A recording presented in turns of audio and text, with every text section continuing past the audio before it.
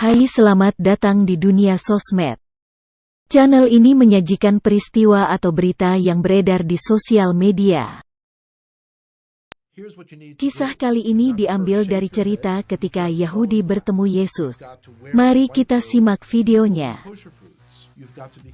Here's what you need to do. You've got to first shave your head. You dress all in black. You've got to wear a white robe, eat only kosher foods. You've got to become a vegetarian. You face Jerusalem. You've got to face India when you pray. You pray only in Hebrew, and you grow a nice big beard. And if you do all of those outward cultural things, you'll discover the God of the universe. And I'm thinking, this is crazy that someone thinks that they can force their culture on God, and that God's going to be impressed by what you wear, what direction you face when you pray, what you eat, and all these sorts of things. It seemed to me that if there was a God out there who could be known, he should be able to be recognized no matter where I face, no matter how I'm dressed, because he's God. Growing up, we always understood that we had our Bible and the Gentiles had their Bible, the New Testament, and that they were two completely separate books. Because the only people I knew who were believers in Jesus were all people in our public school who were Italian Catholic, I imagined that Jesus was Italian. And so the understanding that he's actually Jewish was a shock. And then to hear that the New Testament was written by Jews, I couldn't believe it. My expectation was that the New Testament was like my grandparents had told me. It was a book on how to persecute the Jews, and something you should stay away from. Of course, when you're told you should stay away from something, curiosity gets the best of you, and you've got to see it. When I opened the New Testament, I was expecting to find a handbook on how to persecute the Jews. My grandparents had warned me that it was written by people who killed the Jews. That's what I was expecting to see, and yet when I'm opening it, I'm reading a story written by Jews about Jewish people.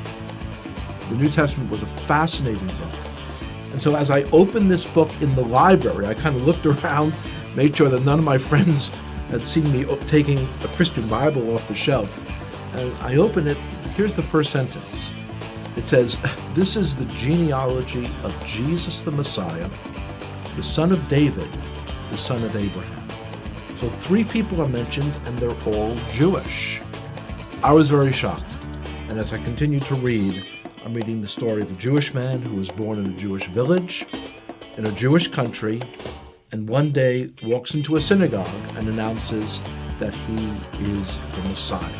The more I read the words of Jesus, the more I became attracted to him. It was as beautiful as anything I had ever read in any other part of the Bible. As I came to faith that Yeshua, that Jesus was the Messiah, it was clear that that was the most Jewish thing I could do. This is not the person who's a renegade to our people.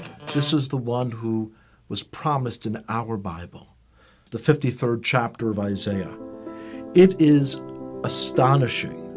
If you would just read that chapter, just without the Bible being around it, you would say, oh, this is some Christian Bible. This is Jesus. When you realize, though, that it's in the middle of our Bible, our Jewish Bible. When I first came to faith, I dared not tell my father, because this is a time period in the 1970s when there were lots of gurus and cults, and he was very concerned about me getting involved in some crazy sect and going off someplace.